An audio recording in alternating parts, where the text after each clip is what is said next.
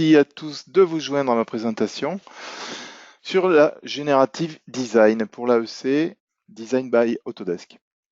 Avant de commencer, je tiens à vous signaler que pour des raisons d'organisation de présentation, vous êtes placé en mute, donc vous ne pourrez pas parler.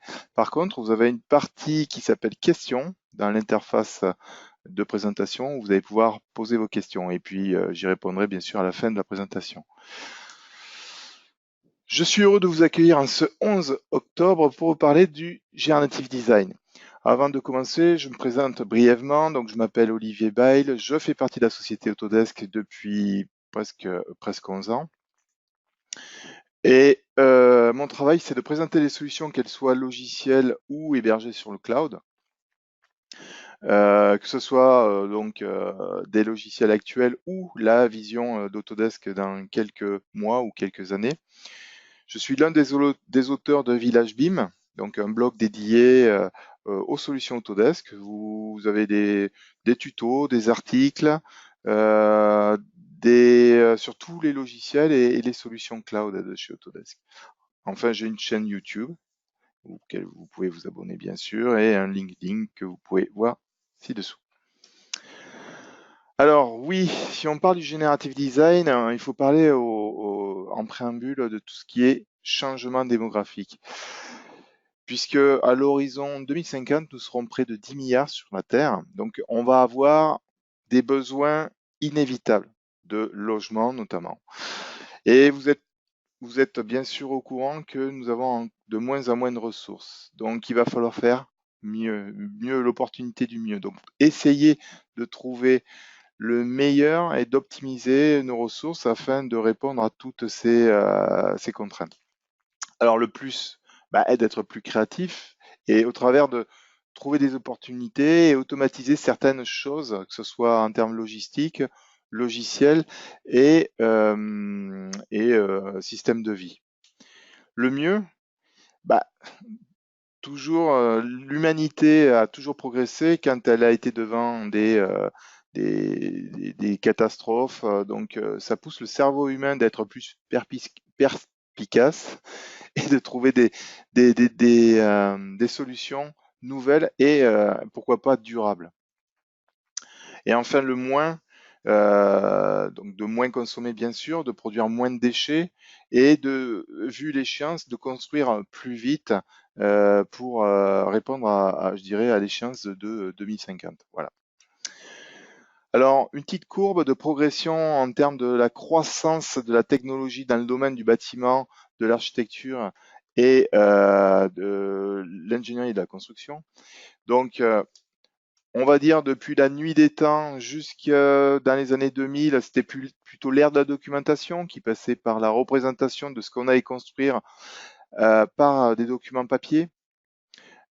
Ensuite est venu, et on est en plein dedans, dans l'ère de l'optimisation, à savoir que maintenant on a informatisé la maquette.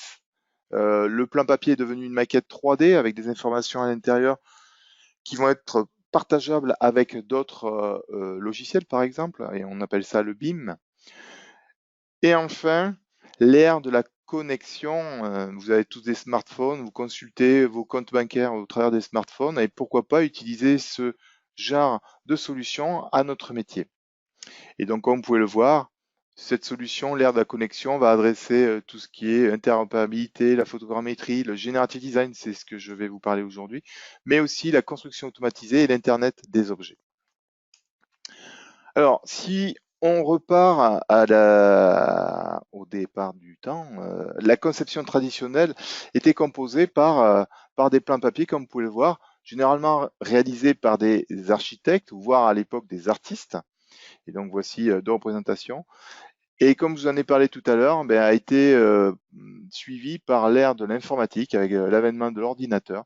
On a informatisé ces dessins manuels par une planche à dessin numérique, on va dire, et bien sûr est arrivé par là AutoCAD par exemple.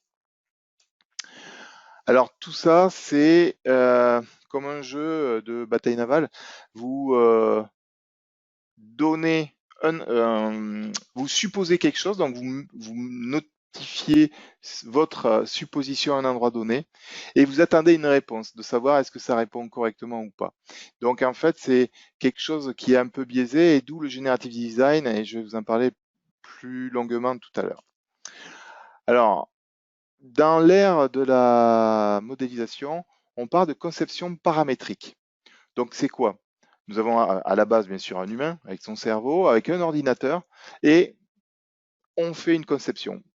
Conception limitée, pourquoi? Parce que tout ça est préconçu par rapport à notre éducation. À l'école, on nous a influencé sur des solutions déjà pré-mâchées et qui fonctionnent depuis la nuit des temps. Donc c'est pour ça qu'on appelle ça une approche plus traditionnelle. Ça veut dire que, en fait, tout ce qu'on nous a inculqué, on va le traduire par une modélisation.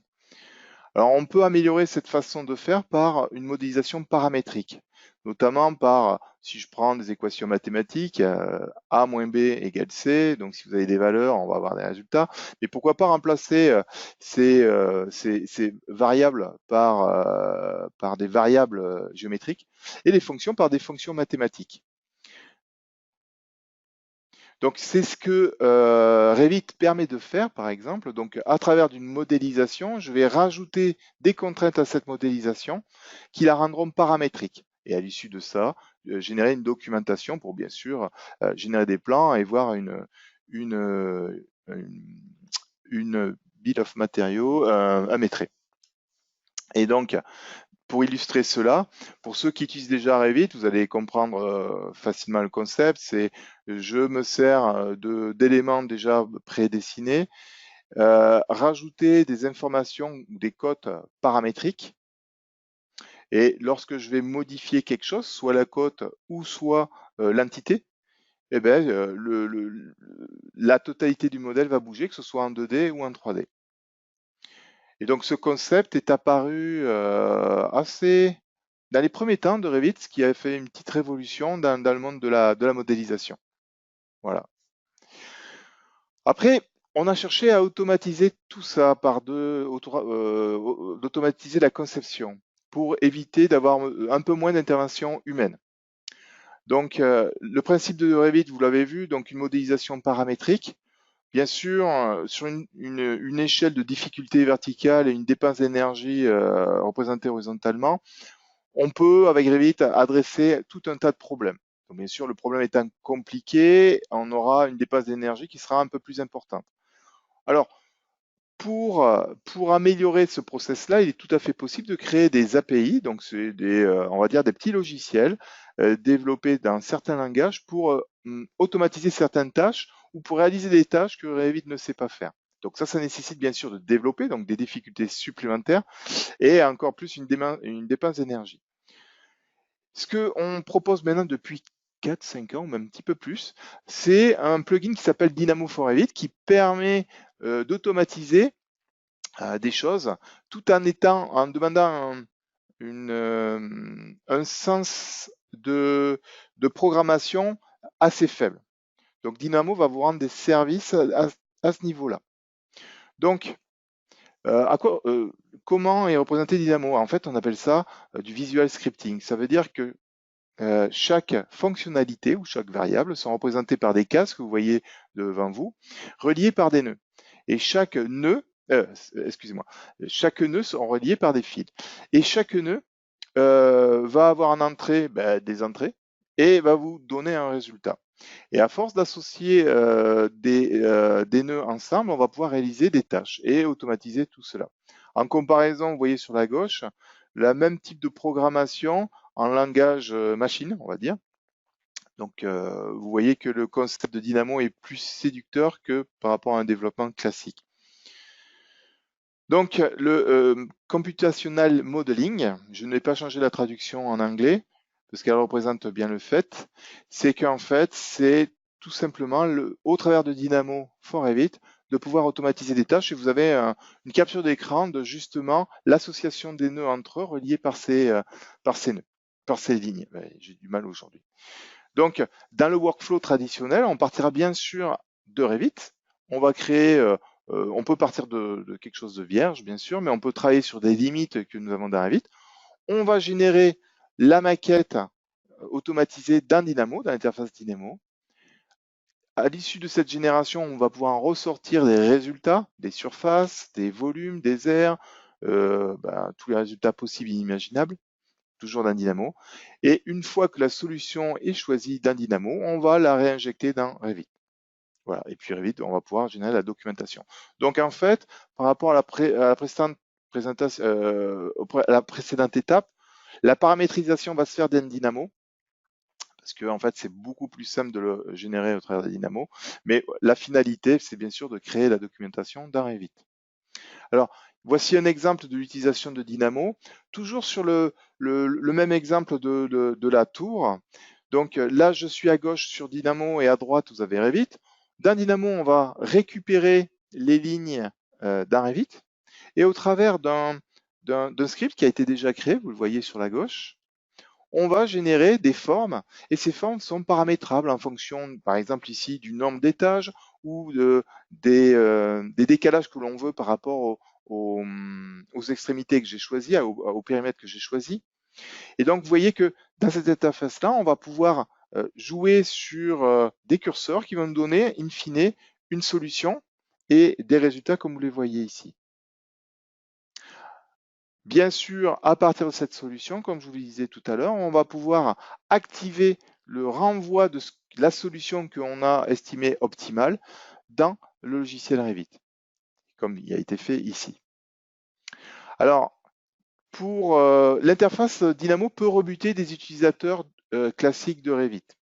Donc c'est pour ça qu'on a développé quelque chose qui s'appelle Dynamo Player, qui va vous permettre d'automatiser des tâches plus ou moins laborieuses. Donc Dynamo Player va s'appuyer sur le script de Dynamo. Et l'interface que vous voyez à l'écran est beaucoup plus simple pour un utilisateur classique de Revit. Donc dans cet exemple-là, je vous en montrer qu'un, puisque on n'a qu'une heure de présentation. C'est donc sur la partie gauche, vous avez le Dynamo Player. Et pardon, sur la partie droite, vous avez Dynamo Player et sur la partie gauche, vous avez l'arborescence de projet. Et comme vous voyez ici, toutes les nominations des feuilles sont en lettres minuscules. Et justement, le script qui va être joué ici, c'est de transformer tous ces textes de minuscules en lettres majuscules, tout simplement en cliquant sur le bouton Action. Mais si vous deviez faire ça à la main, ça vous prendrait, bon, suivant le nombre bien sûr de feuilles que vous avez à renommer, je pense une bonne heure. Vous voyez, en un clic, en quelques secondes, la modification a été faite. Donc, gain de temps au niveau de l'automatisation. Alors, Dynamo, je vous donne les bénéfices que peut vous apporter Dynamo, notamment en termes de programmation, parce que c'est une programmation simple. Souvent, on est rebuté par des lignes de code que peut-être on a appris un peu à l'école sur des langages orientés objets, avec du if, else, and if. Là, Dynamo, comme vous avez pu le voir, ce sont des nœuds qu'on va relier par des lignes pour réaliser des actions. Donc aussi, on va pouvoir augmenter la capacité de Revit, notamment dans la possibilité de connecter Revit à d'autres écosystèmes, tels que le calcul thermique, le calcul structurel, comme de l'analyse de radiation, par exemple. En fait, c'est des possibilités accrues.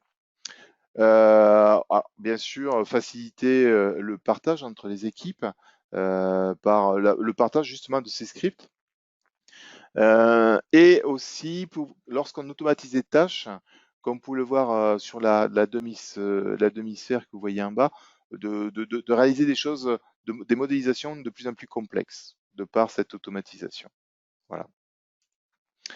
Alors, si on pousse le curseur un petit peu plus loin, on parle de conception générative, c'est que, comme je l'ai dit, c'est votre cerveau qui va réaliser qui va trouver la solution finale. Mais qui dit que votre solution est la plus optimisée vis-à-vis des contraintes que vous avez?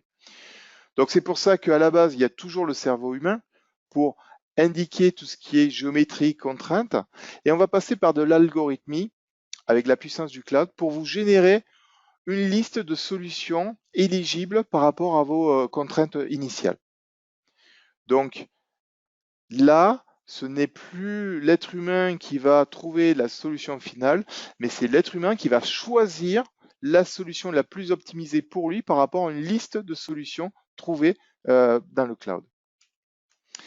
Alors, la base, c'est quoi? Ben, il faut bien sûr des données, les contraintes avec les contraintes et les exigences. La génération est faite automatiquement par, comme je vous ai dit, par de l'algorithmie. Et au final, on a un choix à faire par rapport à une liste de solutions. On peut aller un petit peu plus loin et c'est ce que propose le Generative Design, c'est que dans le premier process, il n'y avait pas d'itération entre la génération et le choix. Là, dans la Generative Design, on va avoir un processus évolutif entre la génération et l'évaluation. L'évaluation. Voilà. Et cette évolution va dépendre du résultat de cette évaluation. Et on va itérer plusieurs fois pour pouvoir avoir une liste de choix. Et le choix final, bien sûr, sera rendu à l'être humain, in fine.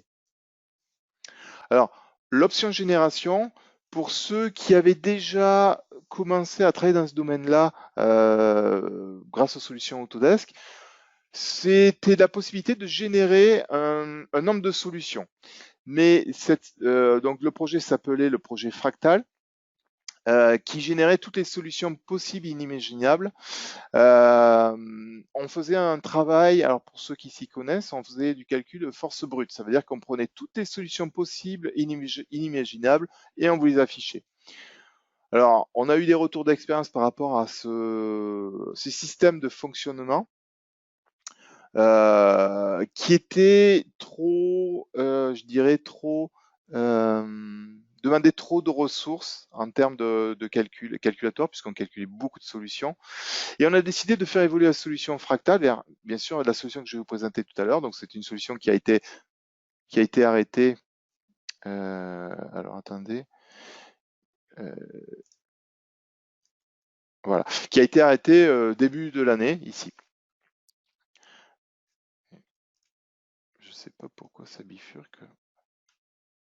Voilà.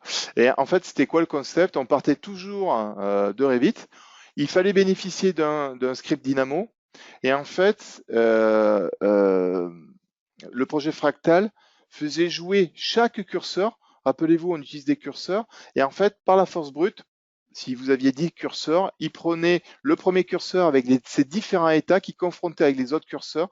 Et en fait, on faisait on calculait n exponentielle solutions et que l'on vous affichait. Et donc, d'où le résultat final que l'on appelait option generation, qui vous affichait un nombre incalculable de solutions. Il était des fois difficile pour l'utilisateur de choisir la solution la plus optimisée. Donc, c'est pour ça que la nouvelle ère est le design optimization. Là, on est parti sur des algorithmes plus génétiques. Je ne rentrerai pas dans les détails et on vous partagera la présentation. Donc, c'est un algorithme NSGA2. Donc, c'est un algorithme génétique qui s'apparente un petit peu à ce que est l'ADN du corps humain, qui permet en fait, parmi les solutions admissibles, va vous présenter les solutions les plus proches de ce que vous vouliez obtenir. Enfin, de ce que de plus proche qui répondrait au plus près de vos contraintes. On a travaillé bien sûr dans ce projet qui s'appelle Refinery sur l'affichage des résultats, parce que lorsqu'on fait le choix d'une solution, c'est toujours bien de l'afficher souvent sous forme de graphe. Et vous verrez dans la présentation qui va suivre le type de graphe que vous allez pouvoir obtenir. Et aussi la synchronisation par rapport à Revit, parce qu'une fois que la solution choisie est l'optimum, on va pouvoir très simplement, à partir d'un bouton, renvoyer la solution idéale dans le logiciel Revit. Voilà. Donc après, vous avez plus d'informations, bien sûr, et vous pouvez accéder à cette version bêta du projet Refinery. Alors, c'est quoi le process? On part encore toujours de Revit. À partir de Dynamo for Revit, on récupère ces données-là dans Refinery. Il y a plusieurs méthodes de résolution dans le projet Refinery, mais on va les paramétrer. Quel type d'option? Qu'est-ce qu'on va maximiser et minimiser au niveau des résultats? À l'issue du calcul, va nous présenter des solutions avec des graphes qui vont permettre de sélectionner la solution optimale. Et enfin, de générer la solution dans Revit. Alors voici cet exemple, toujours sur l'exemple de l'immeuble. Donc toujours, là vous voyez ici l'input, en fait les données, et il faut pour que Refinery comprenne que ces données d'entrée, lui préciser que ce sont des inputs ou des résultats output, comme vous pouvez le voir ici. Une fois que vous avez fait ça, plutôt que de faire fonctionner le script directement dans Dynamo, on va ouvrir une fenêtre du projet Refinery. Voilà.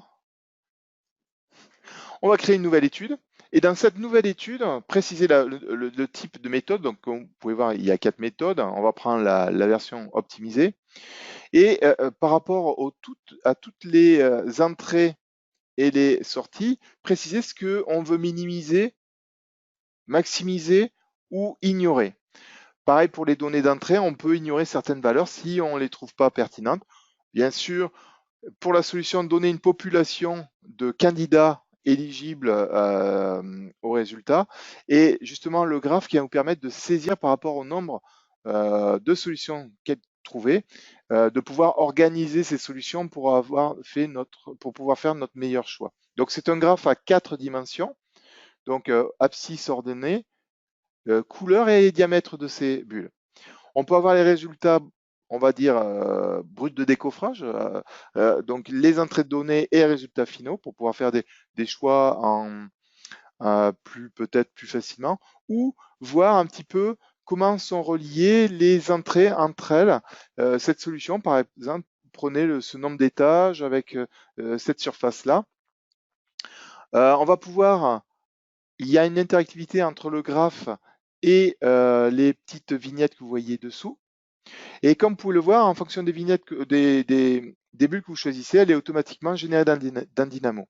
Et comme Dynamo est connecté à Revit, elle pourrait être directement envoyée dans Revit. C'est ce qu'on va faire ici. On va voir le paramètre ici envoyé dans Revit. Plutôt que de mettre 0, on va le mettre à 1. Et vous pouvez voir automatiquement la maquette issue de Refinery envoyée dans Dynamo et renvoyée dans Revit. Donc voici le principe de Refinery.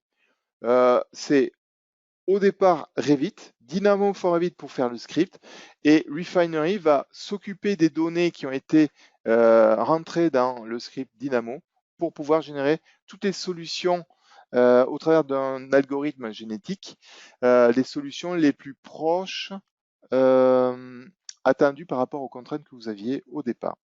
Alors je vais vous montrer d'autres exemples. Là, il s'agit plutôt d'un exemple d'une demi-sphère, enfin c'est pas tout à fait une demi-sphère, avec une autre type de méthode, randomize. Dans le même concept, on va lui donner quelle entrée de données on va pouvoir activer, pareil pour les résultats, ainsi que le nombre de solutions que l'on veut visualiser. De mémoire, là, on avait 200 solutions, on demandait 200 solutions. Et donc, encore une fois, il va nous générer les solutions qui vont répondre à nos contraintes. Et au travers de ce graphe, ici, pouvoir stipuler en entrée, origine et ordonnée les différentes données que l'on veut visualiser, ainsi que la taille des bulles et la couleur. Donc là, on ne va pas trop y jouer. La solution est automatiquement renvoyée dans Dynamo avec toutes les variables d'entrée qui ont été sélectionnées par rapport à la solution désirée. Un autre type, puisque souvent on parle de géométrie, mais là je vous montre au travers de cet exemple que on peut aussi rationaliser du calcul de structure. Donc là il s'agit d'une couverture réalisée par des fermes, alors je ne sais plus si elles sont métalliques ou en bois. Et là encore une fois, par rapport à nos données d'entrée et nos contraintes, afficher les résultats de sortie, comme là afficher des flèches par exemple de mémoire. Toujours le même graphe, on peut voir la solution par quelle donnée d'entrée elle est passée pour avoir le résultat attendu. Et encore une fois, on peut renvoyer le résultat directement dans Revit pour avoir la solution optimisée dans Revit. Donc, le Generative Design, c'est bien sûr une automatisation du process d'optimisation, on pourrait dire, mais in fine, c'est toujours l'être humain qui va choisir la solution optimale. Alors, un autre exemple plutôt orienté chantier, l'optimisation de la position d'une grue par rapport à un ouvrage, pour éviter d'avoir des vides dans l'apport de marchandises à des endroits bien définis. Là encore, après avoir défini un script dans Dynamo for Revit, on envoie ça dans le projet Refinery et on va trouver toutes les solutions possibles de la position de une ou plusieurs grues sur le site pour essayer de couvrir la globalité du site. Et là, encore une fois, on va analyser les données par des graphes soit 4D ou ce graphe-là qui est plutôt en plan, choisir une solution et comme vous pouvez le voir, il y a automatiquement un update directement dans l'interface de Dynamo for Revit pour pouvoir vous donner la solution optimale. Un autre exemple concernant comment on pourrait dire, l'implantation de bâtiments dans un espace plus ou moins contraint. Donc, imaginons qu'on a un planning de bâtiment, un plan de bâtiment à positionner dans une surface. Et là, on va se servir de Refinery pour trouver la position des bâtiments idéalement par rapport à des contraintes. Les contraintes peuvent être l'accès à ces bâtiments, peut être la vue de ces personnes qui sont dans les bâtiments par rapport à l'extérieur. Donc, on peut imaginer toutes les contraintes possibles et inimaginables. Bien sûr, la solution finale va être conditionnée par vos hypothèses de départ. Si vous oubliez certaines hypothèses, là, le projet Refinery n'en tiendra pas compte puisqu'à la base, elle n'était pas mentionnée. Donc, il y a un très gros travail à la base de générer justement le nombre d'hypothèses de départ répondant au problème. Bien sûr, a posteriori du résultat, on peut en introduire d'autres, puisque on ne peut pas avoir toujours à la base d'un projet comprendre toutes les contraintes qu'on puisse avoir. Et donc là, encore, Refinery va générer une liste de solutions et va vous donner la solution idéale par rapport aux contraintes de base. Alors, Refinery se place dans un contexte un petit peu plus large. On a parlé donc de la génération des données, de son évaluation des données et de faire évoluer ces solutions au travers d'un nombre de solutions importantes. On peut bien sûr placer dans ce workflow la possibilité de, pourquoi pas, visualiser les données. Ça peut être dans le choix de la solution, peut-être si c'est purement géométrique, visualiser ces données dans un monde de réalité virtuelle et pourquoi pas réalité mixte aussi. Et à partir de ça, on peut raffiner le résultat, à savoir rentrer un petit peu plus dans les détails. Mais une fois que la solution est sélectionnée, on pourrait élargir, je dirais, le workflow dans l'Internet des objets. Par exemple, pourquoi pas rajouter des capteurs dans les pièces qui vont nous donner des informations de température, de nombre de personnes à l'intérieur, par exemple, pour pouvoir en fait régénérer des solutions par rapport aux résultats. Donc ça, c'est un processus itératif qui pourrait être implémenté au travers de solutions génériques, qui est le Generative Design. Alors, comment se place le Generative Design par rapport à cette timeline qui est la vie? Donc, vous l'avez bien compris qu'au départ, en fait, on est dans des conceptions traditionnelles qui étaient le plan papier, voire les modélisations paramétriques au travers de Revit ou du computational modeling en utilisant uniquement Dynamo for Revit. Le Generative Design est apparu justement à partir de l'automatisation des sélections des données d'entrée par la force brute. C'était le projet Fractal, je vous ai parlé tout à l'heure. Mais le projet, l'option Generation, qui est introduit par le projet Refinery, c'est l'utilisation d'algorithmes génétiques qui permet de s'approcher plus rapidement des solutions optimisées par rapport à vos contraintes. Et pourquoi pas coupler cela, puisque cela va générer beaucoup de données, donc on appelle ça le big data, et on associe souvent le big data au machine learning.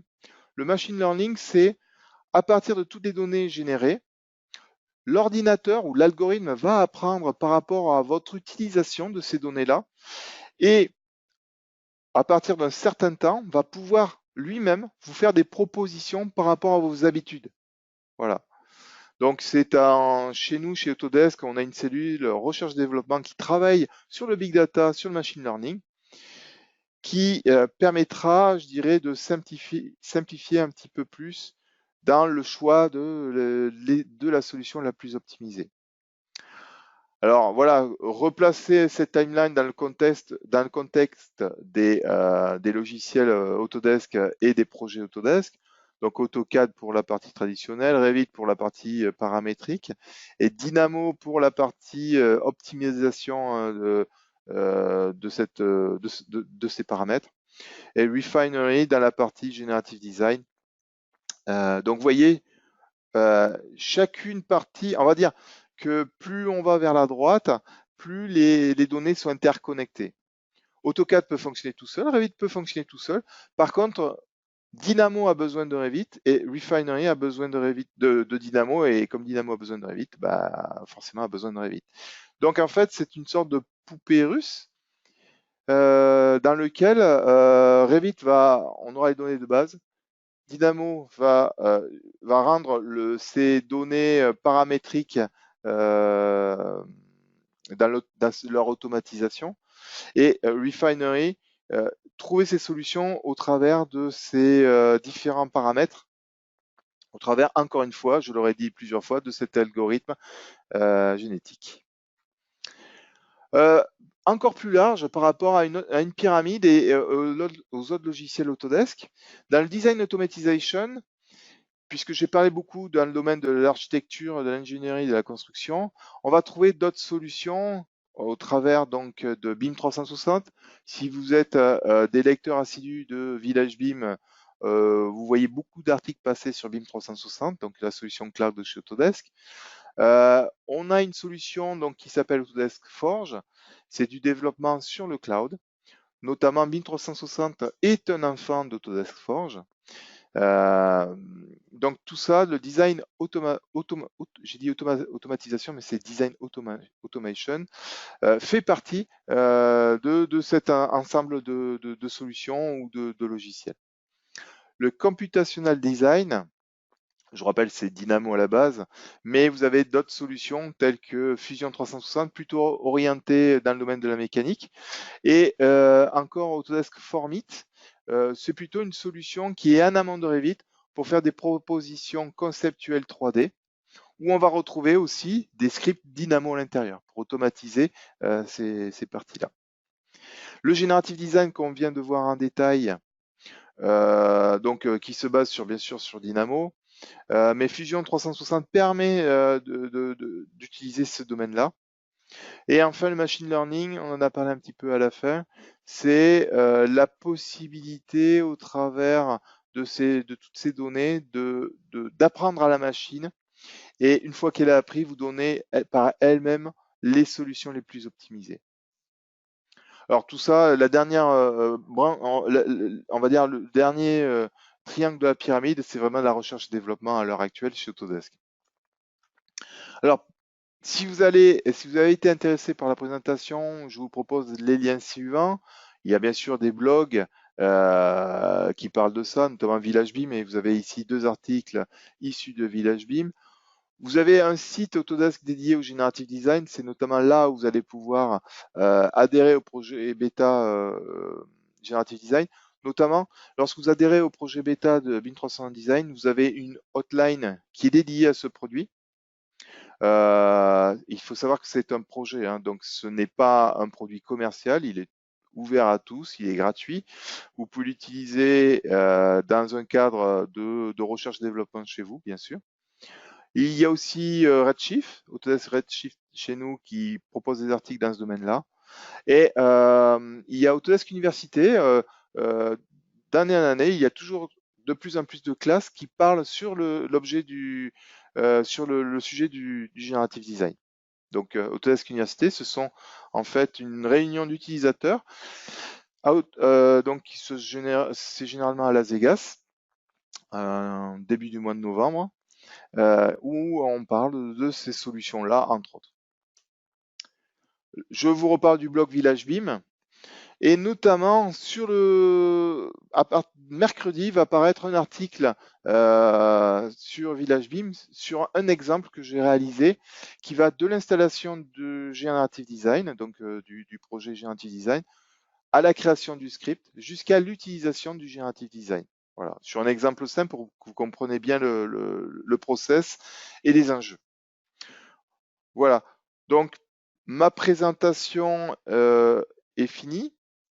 Donc, est-ce que l'on a des questions? Non, j'avais pas beaucoup de questions là. J'étais en train de surveiller ça, Olivier. Mhm. Est-ce que c'est quelque chose également, enfin, on peut en discuter rapidement, mais au niveau de BIM 360 Insight en cross-projet, en fait, ça c'est quelque chose sur lequel on travaille aussi, il me semble. Oui, effectivement, vous avez vu apparaître la brique à un moment ici, BIM 360 Design. BIM 360 Design, c'est une solution où on va pouvoir, déjà c'est une plateforme hein, avec des produits à l'intérieur, mais si je parle basiquement du produit BIM 360 Docs, qui est un endroit où vous allez pouvoir positionner toutes vos données, qu'elles soient Autodesk, maquette, plan 2D, Autodesk ou autres. Vous allez aussi bénéficier de, euh, de, de l'intelligence artificielle pour analyser les données qui sont stockées sur BIM 360 Docs, par exemple.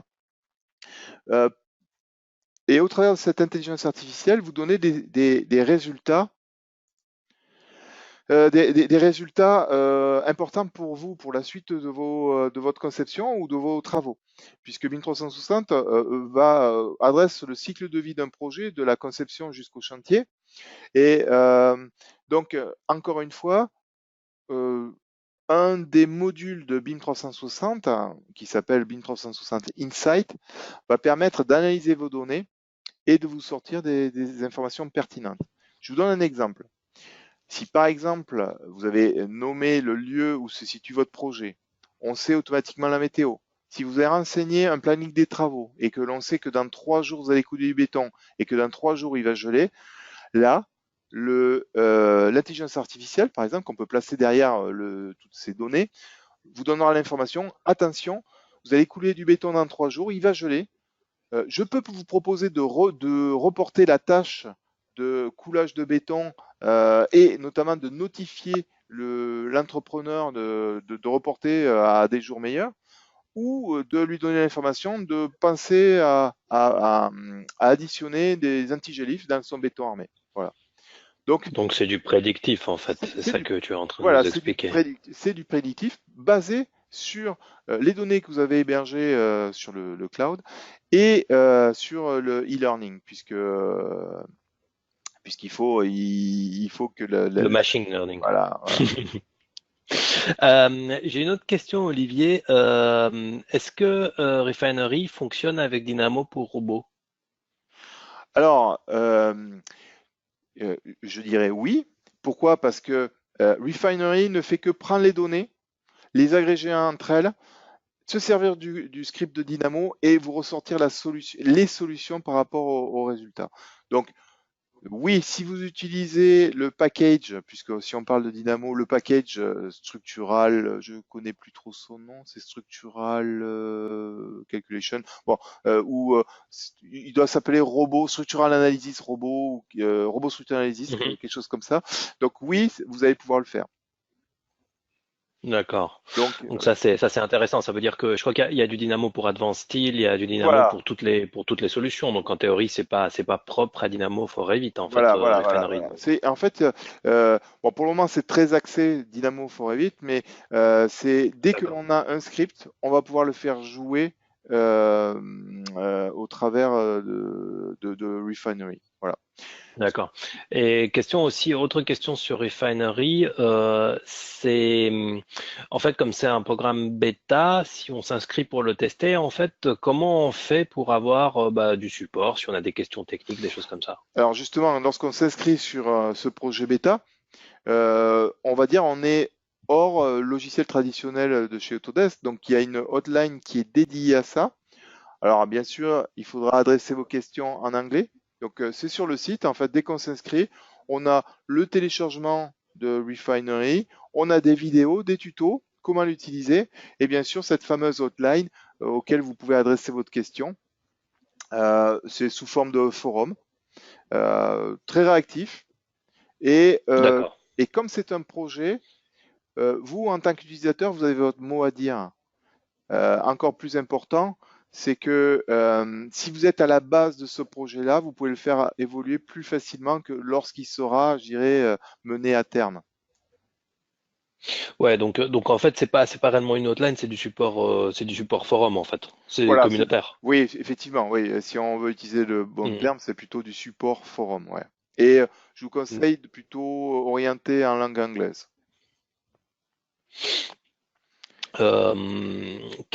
Oui, donc j'ai une question qui Oui, découlait en fait de la question autour de Dynamo pour Robo et si c'était possible de l'utiliser avec Refinery. Ça veut dire qu'en fait, le retour vers Robo, une fois avoir passé toutes les données à la moulinette dans Refinery, en fait, est en théorie possible oui, après en fait, le optimisation. process, c'est je vais utiliser Revit. Dans Dynamo for Revit, je vais utiliser le package Robot Structure Analysis qui permet de faire des calculs, si vous voulez, basés sur les éléments finis de robot. Et cette automatisation va être procédée, enfin, le choix de la solution optimisée par Refinery. Une fois que la solution est trouvée, on va renvoyer la solution dans Dynamo for Revit, introduisant ces notions de calcul de structure. Et de Dynamo for Revit, je vais pouvoir la renvoyer dans Revit. Et puis, si vous voulez après aller raffiner votre résultat, vous pouvez toujours utiliser la passerelle Revit vers robot, puisqu'il existe une passerelle classique Revit vers le logiciel robot. Par contre, tiens, je me D'accord. pose une question à moi-même. Pour pouvoir utiliser Refinery, vous avez vu que ça se base sur Dynamo for Revit. Et il faut avoir une très bonne connaissance de Dynamo for Revit parce que c'est du script et il va falloir mettre vos entrées de façon, je dirais, enfin, il faudra organiser votre script pour pouvoir qu'il soit utilisable dans le Generative Design. C'est, comme vous avez vu dans les vidéos tout à l'heure, de préciser que vos données d'entrée, ce sont des données d'entrée pour Refinery et vos résultats, donc les résultats que vous calculez à chaque fois calculés par le script, ce soit bien des résultats finaux. Et grâce à ça, avec ces entrées et ces sorties, Refinery est capable de générer toutes les solutions possibles et imaginables avec cet algorithme génétique. Pardon. Est-ce qu'on... J'ai aussi une dernière question qui a été posée par les utilisateurs. C'est est-ce qu'on utilise systématiquement les serveurs du cloud Autodesk pour faire cela? Alors, pour les versions précédentes de Refinery, c'était le cas. C'est que tout ce qui était euh, calculatoire a été généré sur le cloud. À partir de la version, donc celle-là, donc la 0.35 de mémoire, tout ce qui est calcul Refinery est effectué en local sur votre machine. Voilà. Et bien sûr, au travers de l'article du Village BIM du 16 octobre, j'explique tout cela en détail. Voilà, donc je vous remercie à tous. Je vous souhaite Merci à toi aussi, Olivier. je vous remercie à tous et spécialement à Alex, bien sûr. Et je vous souhaite une bonne journée et surtout un bon week-end puisque nous sommes un vendredi et il est annoncé avec du soleil. Voilà. Je vous souhaite une bonne journée et au revoir.